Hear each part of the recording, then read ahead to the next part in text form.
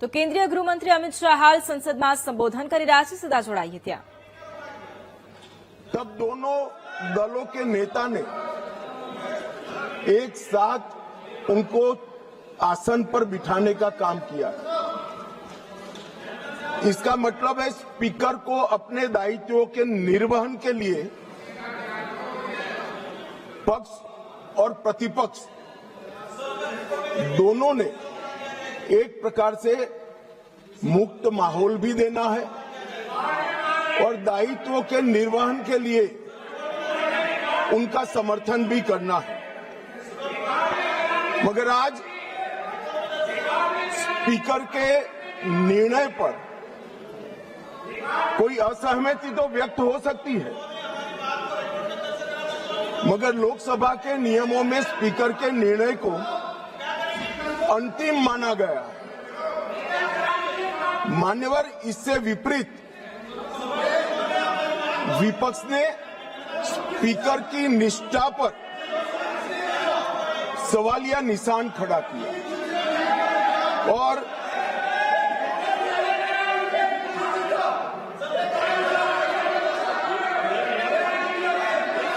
अगर आप रिकॉर्ड में आना चाहते हैं, रोड साहब, आप लोग रिकॉर्ड में आना चाहते हैं तो मैं अलाउ कर रहा हूं कि लिखित अपना भाषण कर दें, तो रिकॉर्ड में आ जाएगा। लिखित, आप लिखित भाषण दे दें, रिकॉर्ड में आ जाएगा। अभी जब तक गृह मंत्री जी बोल रहे हैं, आप लिखित दे देंगे गृह मंत्री जी। अब हो गई, आपको ले करने के लिए परमिशन दे दिया इंजीनियर साहब, ले कर दीजिए। ठीक है, बैठिए। राजकुमार हो गया भैया, सुन लिया, देख लिया सबने। मान्यवर, ये लोकसभा भारत के लोकतंत्र की सबसे बड़ी पंचायत है और न केवल भारत, दुनिया भर में हमारी लोकतंत्र की एक साख बनी है, प्रतिष्ठा बनी है और पूरी दुनिया ये लोकतंत्र की प्रतिष्ठा को स्वीकार करती है। जब इस पंचायत के मुखिया पर, इसके अभिभावक पर, उसकी निष्ठा पर सवालिया निशान लगता है तो केवल देश में नहीं, पूरी दुनिया में हमारी लोकतांत्रिक प्रक्रिया पर सवाल खड़े होते हैं। इसलिए आमतौर पर कभी स्पीकर के सामने अविश्वास प्रस्ताव नहीं आता है। चैम्बर में जाकर उनसे बात हो सकती है।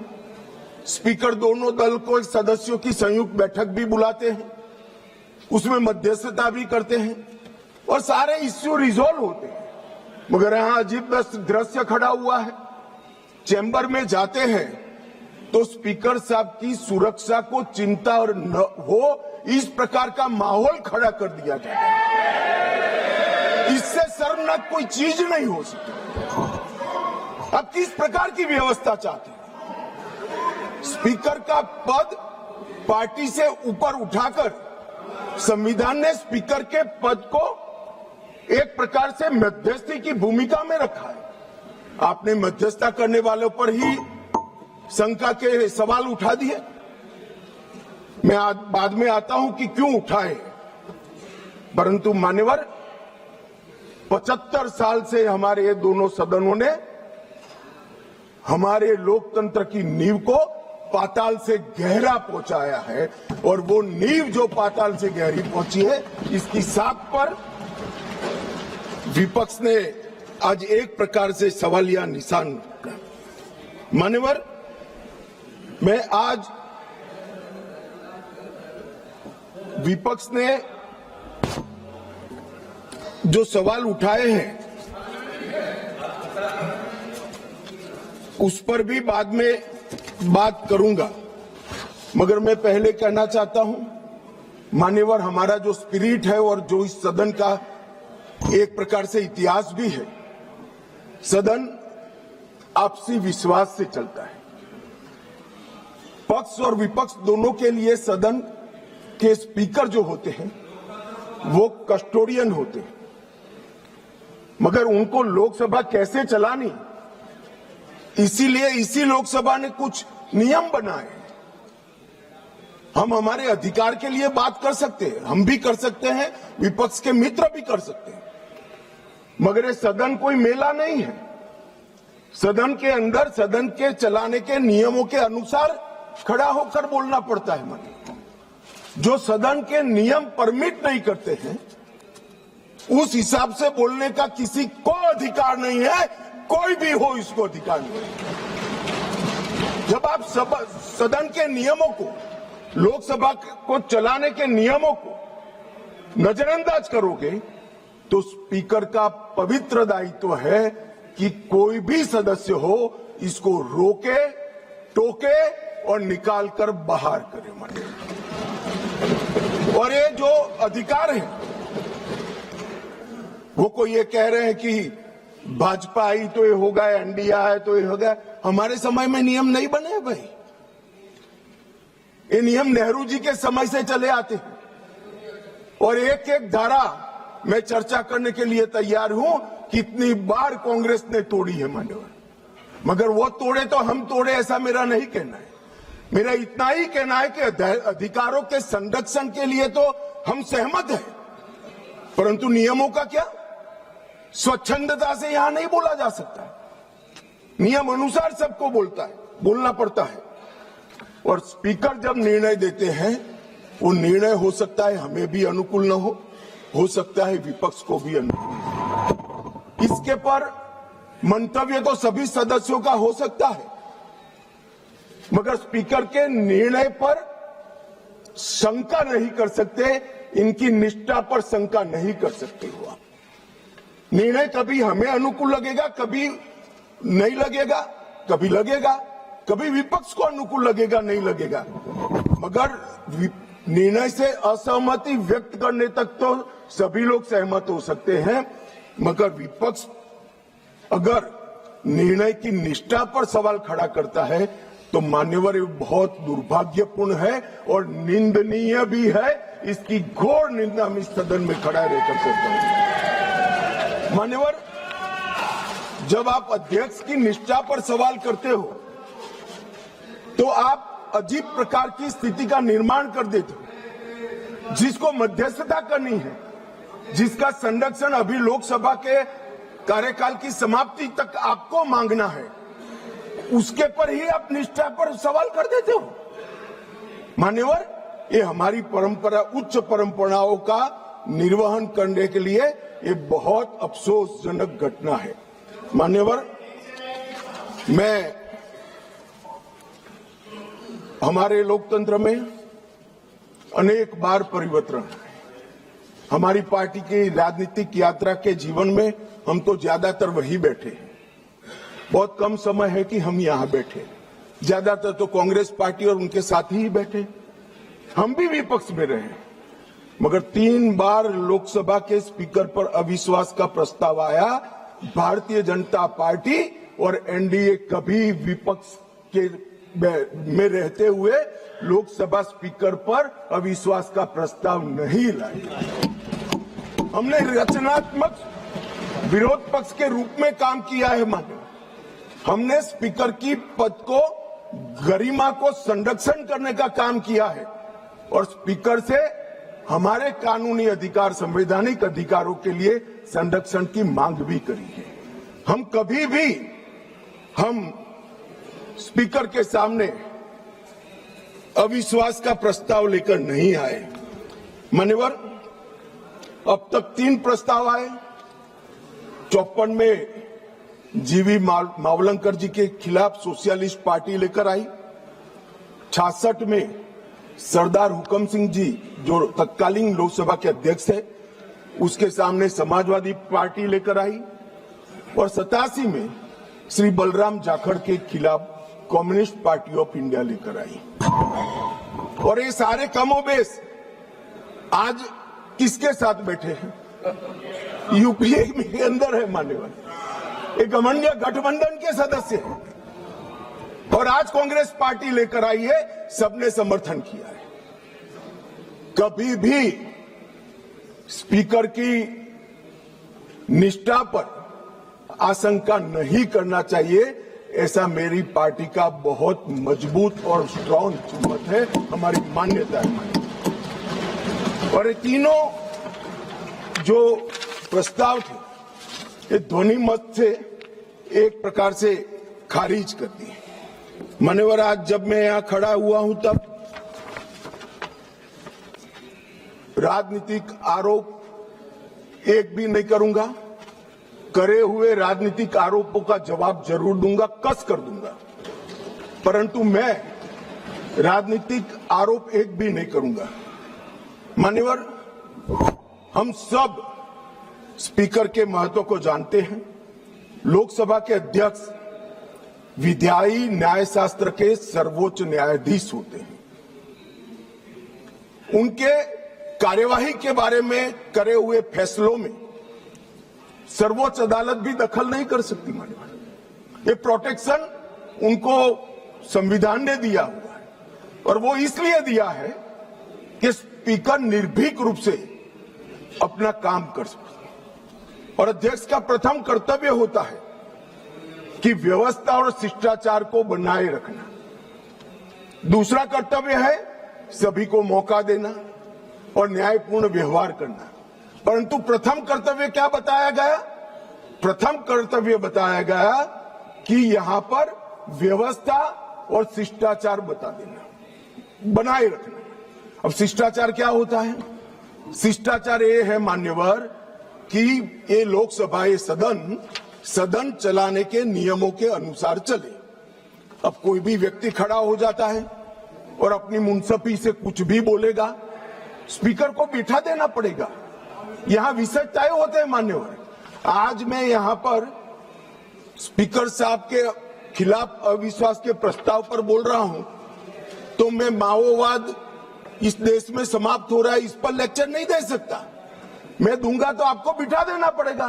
फिर आप कहोगे देखो आप मुझे बोलने नहीं देते हो। अरे भाई, यहां नियमों से बोलना पड़ता है। और कितने वरिष्ठ सदस्य, मुझे तो अभी भी नहीं मालूम पड़ता। शशि थरूर जैसे बैठे, बालू साहब बैठे, क्यों नहीं सिखाते इनको साहब? इतना सिखा दे तो ये समस्या का वही समाधान हो जाए मन।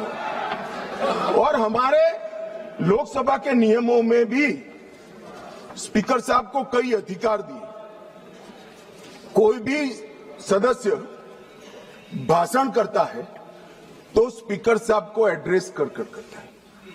स्पीकर के माध्यम से, लोकसभा अध्यक्ष के माध्यम से विपक्ष सत्ताधारी पक्ष को कुछ कह सकता है, और स्पीकर साहब के माध्यम से सत्ताधारी पक्ष विपक्ष पर कुछ आरोप लगा सकता है।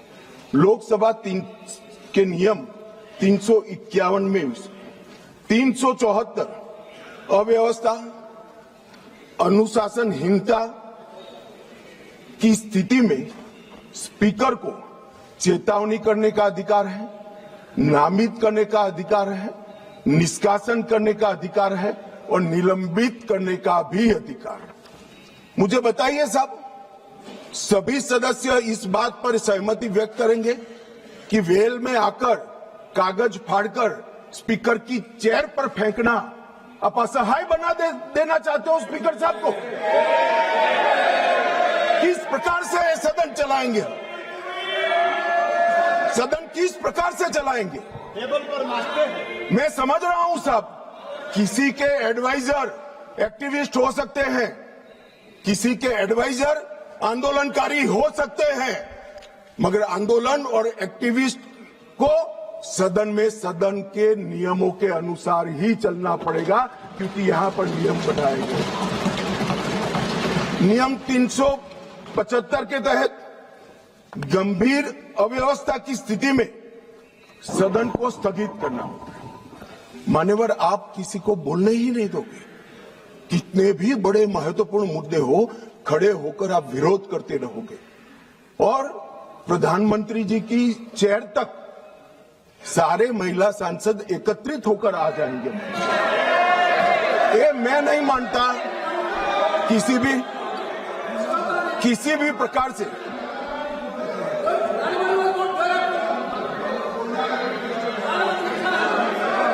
प्रधानमंत्री की चेयर होती है भाई। मान्यवर, इसीलिए 375 का प्रावधान की शक्तियां स्पीकर साहब को। अब किसी सदस्य ने कहा कि हमारा बोला हुआ काट दिया जाता है।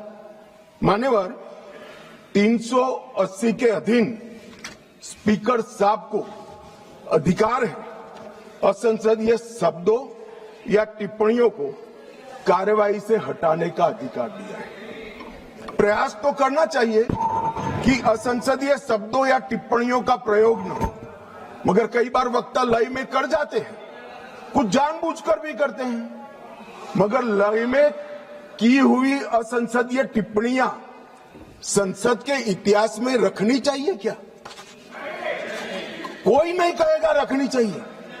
असंसदीय टिप्पणियां संसद के इतिहास में रखने से आने वाले दिन के सांसद भी यही संस्कार लेकर जाएंगे। जब व्यवधान आता है और हटा दिया जाता है तो वो अपने आप, मैंने भी पढ़ा है विधानसभा में जब पहली बार विधायक बना कि क्या हटा दिया, तो मालूम पड़ता है कि ये शब्द हटा दिया जो असंसदीय है, मुझे नहीं बोलना है।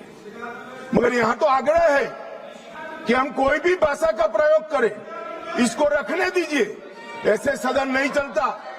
ये सदन के असंसदीय शब्दों का लिस्ट कोई एक कार्यकाल में नहीं बना है, मान्यवर नहीं देता।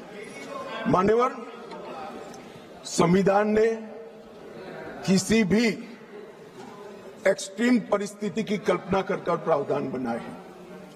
ये कोट कर रहे हैं 94C के अंदर इफेक्टिव मेजोरिटी से स्पीकर साहब को हटाया जा सकता है। मगर ऐसे तो युद्ध के समय में कई सारे अधिकार सरकार को प्राप्त होते हैं, आज उसका उपयोग नहीं कर सकते। ये असाधारण परिस्थितियों में स्पीकर को हटाने के लिए, लोकसभा हटाने के लिए किया गया प्रावधान है। ये रोजमर्रा की चीज नहीं है, इसका उपयोग रोज रोज नहीं करना चाहिए। कोई ऐसी घटना हो तब करना चाहिए। मान्यवर, अनुच्छेद 96 के तहत अध्यक्ष को हटाने का प्रस्ताव जब विचाराधीन हो तब संबंधित पीठासीन अधिकारियों अध्यक्ष की सदन की अध्यक्षता नहीं करेंगे। क्या हुआ? पहले 3 बार आया, मैंने कहा तीनों बार प्रस्ताव कांग्रेस पार्टी सत्ता में थी तब आए, हम नहीं लाए थे मगर आए।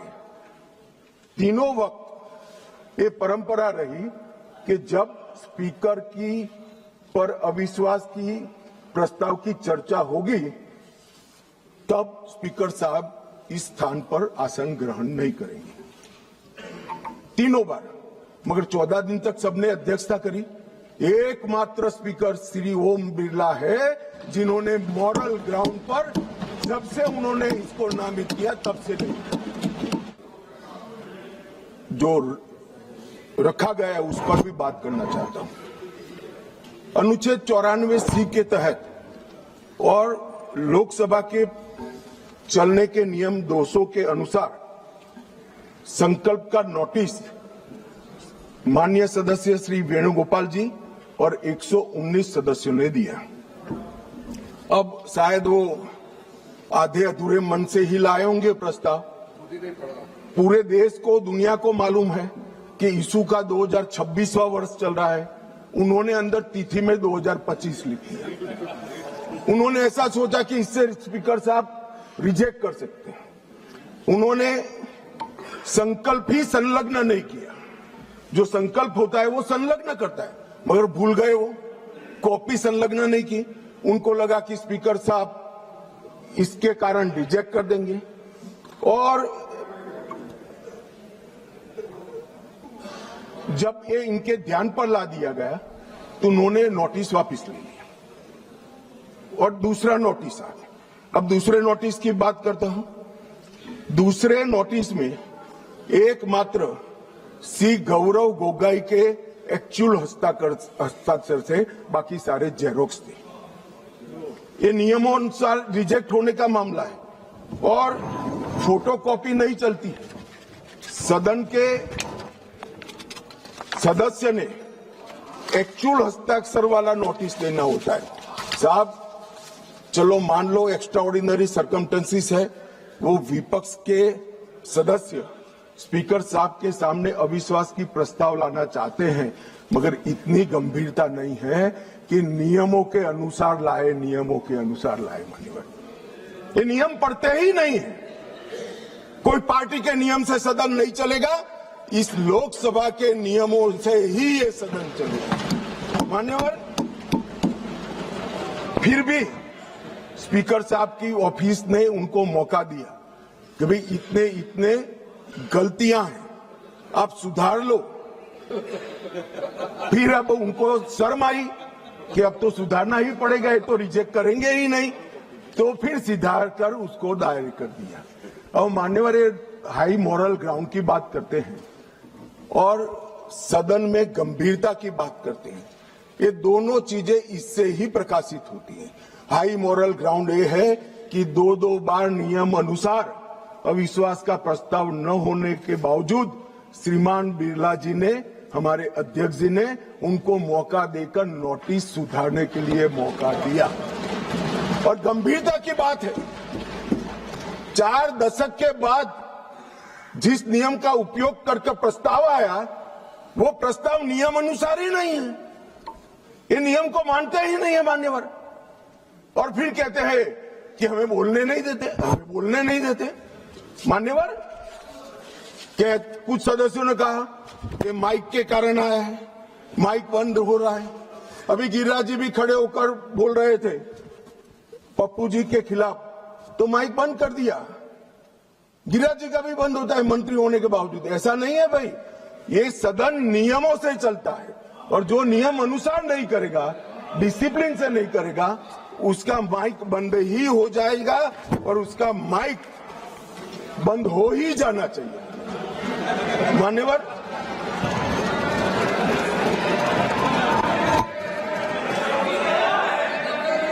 मान्यवर, उन्होंने नोटिस दिया, अंतराल के बाद सदन फिर से शुरू हुआ।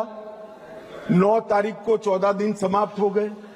अब वो प्रस्ताव किसका था? तो विपक्ष का था। हम तो तैयारी कर आए थे, स्पीकर साहब चेयर पर भी नहीं बैठे। उनके खुद के प्रस्ताव के प्रति भी वो गंभीर नहीं है। जिस दिन उनका लाया हुआ प्रस्ताव, जो 4 दशक के बाद रूल्स का उपयोग कर लाए थे, वो प्रस्ताव की चर्चा करने की जगह उन्होंने सदन को बिखेर देने का काम किया। इससे ज्यादा शर्मनाक घटना कोई नहीं हो सकती। आपके खुद के प्रस्ताव पर आप चर्चा नहीं करना चाहते हो और फिर कहोगे हमें बोलने नहीं देते। बिजनेस एडवाइजरी कमेटी ने सबकी सहमति से 9 तारीख मुकर्रर की थी मान्यवर, वो भी बैठे थे। हम सबको मालूम है बोलने के विषय बिजनेस एडवाइजरी कमेटी तय करती है, सदन का बिजनेस एडवाइजरी कमेटी करती है। आपकी सहमति से 9 तारीख को आया और ये इससे सहमत नहीं, सदन को डिस्पर्स कर लिए मान्यवर। और मैंने तो साहब, ये कितनी गंभीरता है मैं बताता हूं। इन्होंने पूरे भाषण मैंने ध्यानपूर्वक पढ़े भी है, सुने भी है मान्यवर। 80% से ज्यादा भाषण स्पीकर के कंडक्ट पर नहीं है, सरकार का विरोध करने के लिए। अरे भले आदमी, सरकार का विरोध करने के लिए ढेर सारी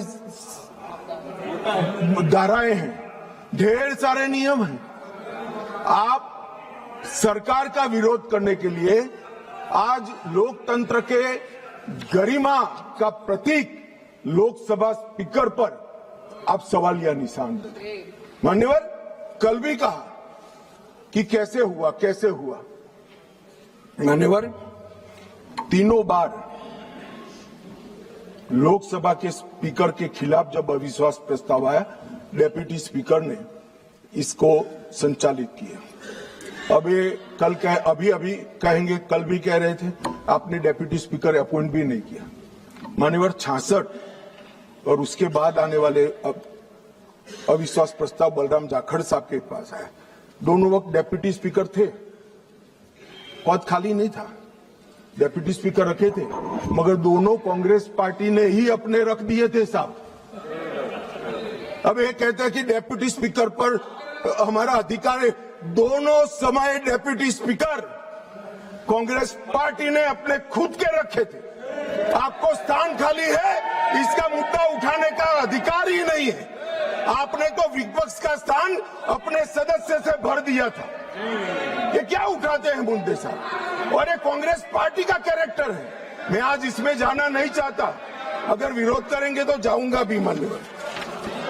मान्यवर फिर उन्होंने क्या, भाई एसवी के राव आपकी पार्टी के सदस्य थे और दोनों बार एसवी के राव उपाध्यक्ष थे।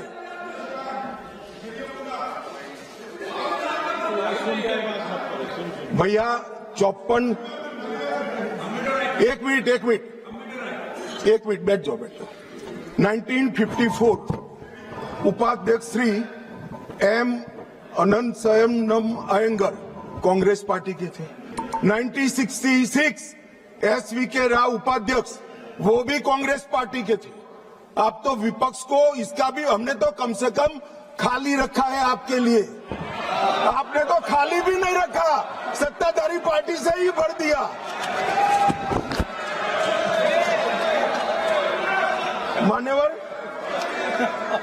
मान्यवर हमें परंपराएं सिखाते हैं।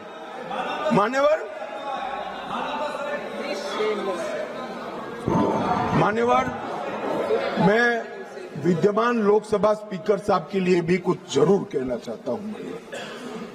16वीं लोकसभा में 331 बैठकें थी, 17वीं लोकसभा में 274 और 25 से अब तक 25 तक 103 बैठकें हुई।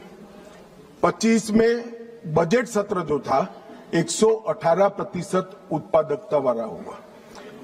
इंदिरा गांधी जी के समय से अब तक एवरेज उत्पादकता 16वीं लोकसभा की 91%, 17वीं की 91% और 18वीं की इतने डिस्टर्बेंस के बावजूद भी 91% रही है। मैक्सिमम स्पीकर साहब के कार्यकाल के अंदर एक हुआ है। शून्यकाल की अवधि को अध्यक्ष जी ने 5 घंटे तक पहुंचाया।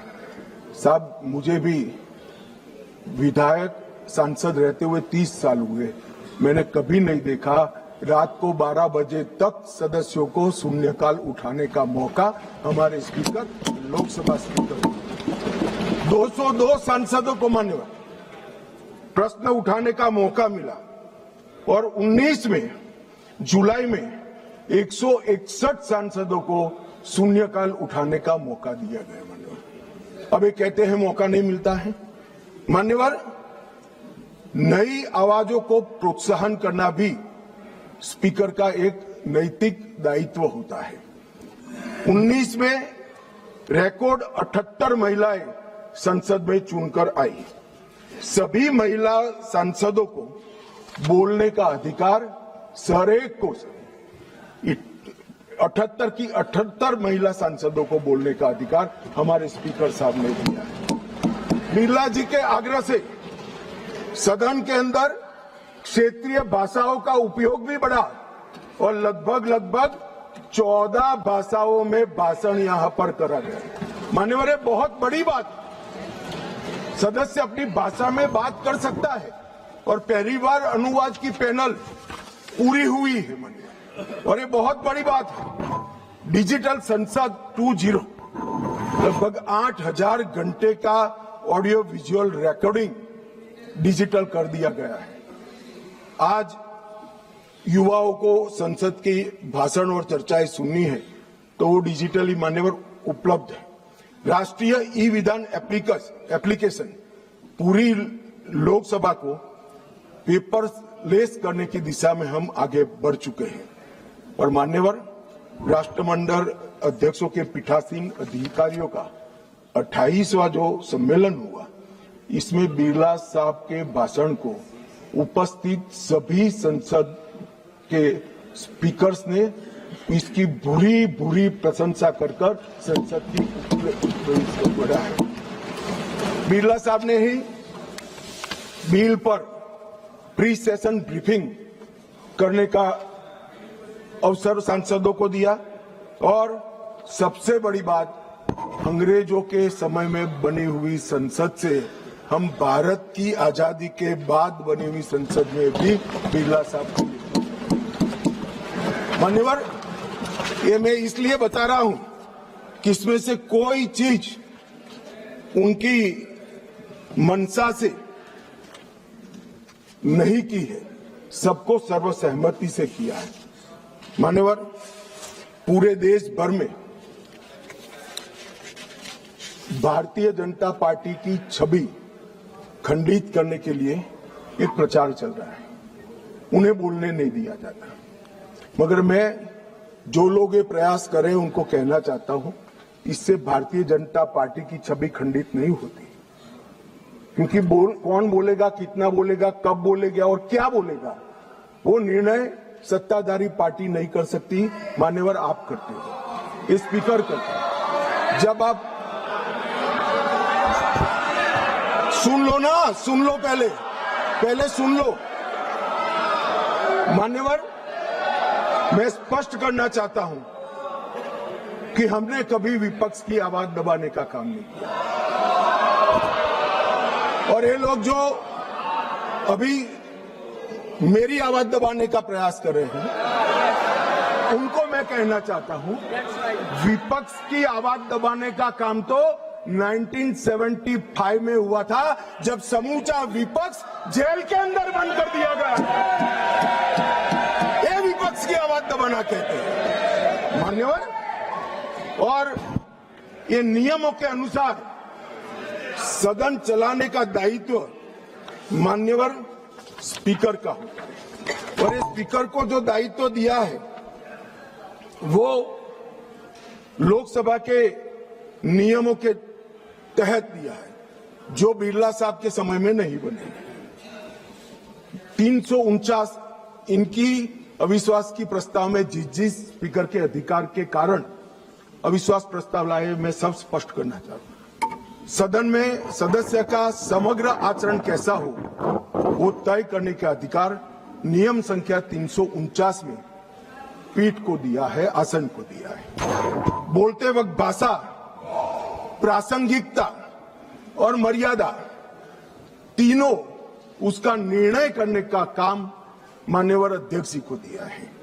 मैंने पहले भी कहा कि मैं आज यहां स्पीकर साहब के अविश्वास के प्रस्ताव पर बोल रहा हूं, तो इस देश में माओवाद समाप्ति के कगार पर आया, इस पर नहीं बोल सकता, इसकी प्रासंगिकता नहीं है मान्यवर। और कितना बोलना है इसके लिए भी कुछ नियम बने हैं, कुछ परंपराएं बनी हैं। और मान्यवर, ये जो कहते हैं, मैं आज कांग्रेस पार्टी को थोड़ा बताना चाहता हूं। मान्यवर, 70वीं लोकसभा कांग्रेस पार्टी को 157 घंटे और 55 मिनट का समय दिया गया, जबकि उनके 52 सदस्य थे। इसकी तुलना में बीजेपी को 349 घंटे और 8 मिनट दिए गए, जबकि हमारी सदस्य संख्या 303 है। प्रोरेटा देखे तो बीजेपी से कांग्रेस पार्टी को 6 गुना अधिक समय देने का काम स्पीकर साहब ने किया है। मगर साहब, सीन कैसा है? दूसरे शब्दों में बीजेपी के पास 6 गुना अधिक सदस्य थे, मगर हमें अन्याय हुआ है। और 18वीं लोकसभा में कांग्रेस पार्टी द्वारा कल तक 71 घंटे बोला गया, उनके पास 99 सदस्य हैं, और भारतीय जनता पार्टी को 71 बनाम 122 घंटे मिले हैं, जबकि हमारे 239 सदस्य हैं। तो एक प्रकार से इसमें भी 18वीं लोकसभा में भी कांग्रेस को भाजपा से 2 गुना समय। और मान्यवर, विपक्ष के नेताजी का ग्रीवेंसेस है कि मुझे बोलने नहीं दिया जाता, विपक्ष के नेता की आवाज दबा देते। अब